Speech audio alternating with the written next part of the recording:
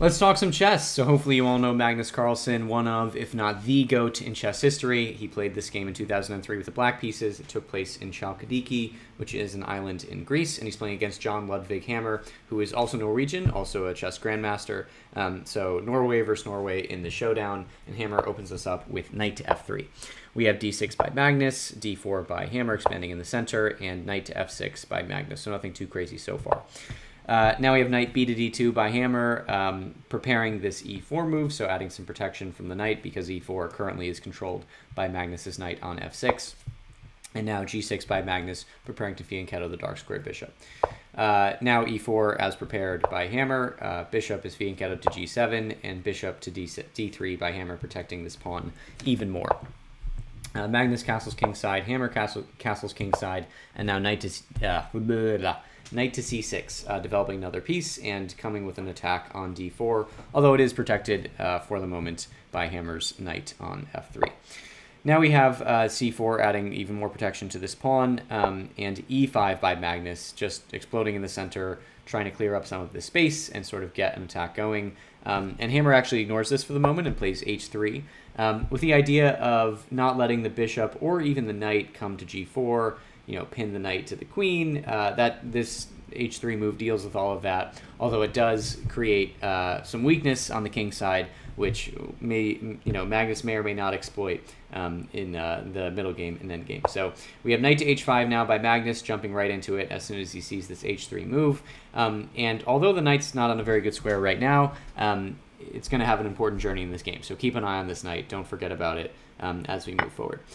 We have d takes on e5 by Hammer, and now knight to f4 immediately. So, as soon as the knight moved to h5, it was eyeing this f4 square, which is surprisingly not defended by any of Hammer's pieces. And yet this is a very important square because it's deep in enemy territory, and obviously attacking all these important squares in the position.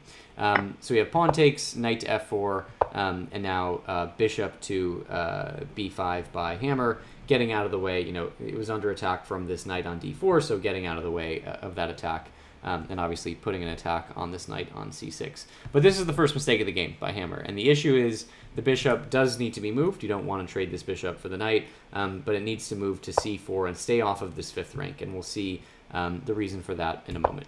So he puts the bishop on b5, but this allows Magnus an excellent tactic, and Magnus is obviously not one to miss tactics. He takes with the knight on e5. And now, you don't really want these two knights just totally bearing down on the position, so Hammer understandably wants to remove one of them. He takes with the knight on e5, and now instead of pawn takes back, you get queen to g5 by Magnus, which is a really nice move because it threatens checkmate with the queen and the knight on g2. So obviously Hammer has to do something about this. He puts his knight on g4, but now this is the reason why the bishop needs to be on c4 instead of b5. Now you get queen takes bishop on b5 because, of course, the queen was sort of skewering the knight to the bishop, and that's the position we have. So essentially that maneuver allowed Magnus to take a bishop instead of a knight, which is good. It allowed him to get his queen into the sort of the center of the board and be part of the attack, and a nice little tactic to get not a material advantage, but a positional advantage for sure. So Hammer starts to continue with knight to b3, maybe thinking about knight to d4, attacking the queen, opening up, more importantly, I guess I should say, opening up an attack of the bishop on the knight on f4, so now this knight has to make a decision, and Magnus sort of makes a decisive decision, which is, decisive decision is a weird phrase, knight to e2, and this comes with check, and now this knight is just a total monster. It's protected by the queen, so you can't take back with the white queen, and the knight is controlling just so many important squares in the enemy camp. It's checking the king, and this is just a huge problem to deal with. So we have king to h1. King to h2 doesn't make sense because of bishop to e5, knight takes, queen takes, king moves, and then queen takes the pawn, and it's protecting the knight. There's probably a better line, but that looks like it works fine for Magnus. So instead, just king to h1 is played. But now Magnus disrupts the pawn structure of his opponent with bishop captures on g4. So you capture the knight. Obviously you can't let this bishop just hang out here. It's very, it's protecting the knight. It's threatening discoveries on the queen, so you have to take it with the pawn. But now you've just opened up the H file, which is going to be very important for Magnus as he continues the attack. And again, H3, not that H3 caused this issue, but it's not. This can happen when you move pawns in front of your king. You weaken the position, and you allow for openings like this when your king is on H1, which is not good at all. So here, Magnus brings one of his rooks into the game with rook A to E8, getting the rook on the semi-open file, attacking this pawn, which is unprotected. But unfortunately, Hammer has bigger problems, and here he plays bishop to E3, trying to get the bishop in a better defensive position, controlling more of these squares, connecting the rook and the queen. But unfortunately, this is the losing move, and now Magnus has a combination that is basically unstoppable, either leads to mate or just an incredible material advantage. So see if you can find Magnus's next move while I give you a moment.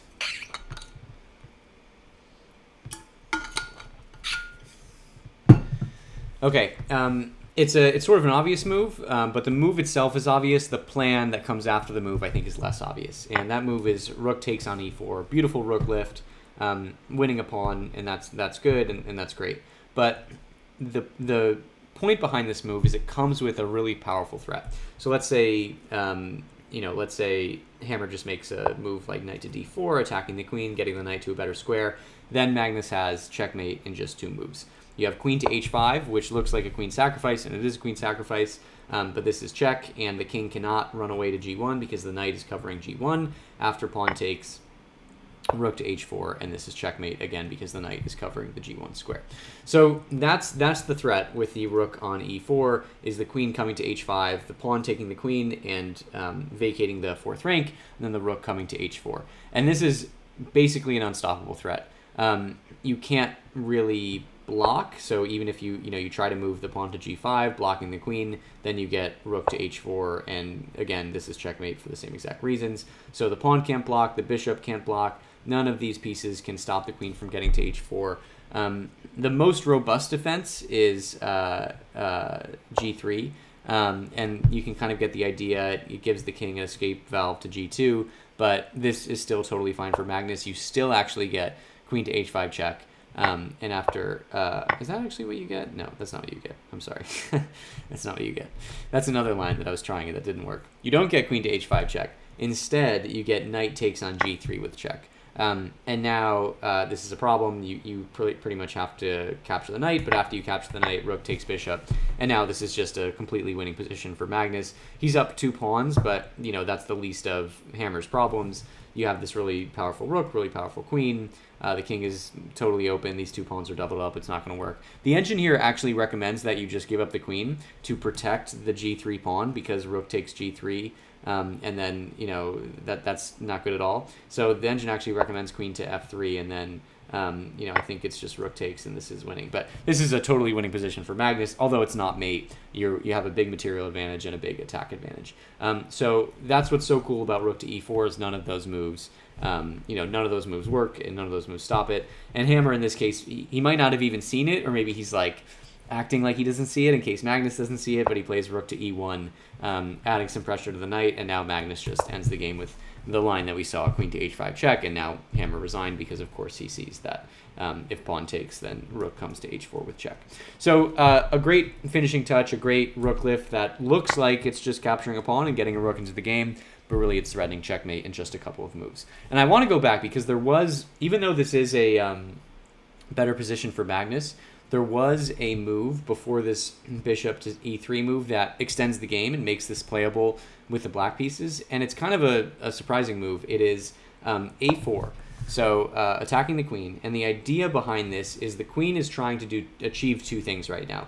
The queen is trying to stay on the 5th rank, so it has this threat of H5, but it also needs to protect the knight on E2, because if the queen moves away, let's say the queen tries to stay on H5, and maybe moves to, it's actually hard to stay, I'm sorry, let's say the queen tries to stay on the 5th rank.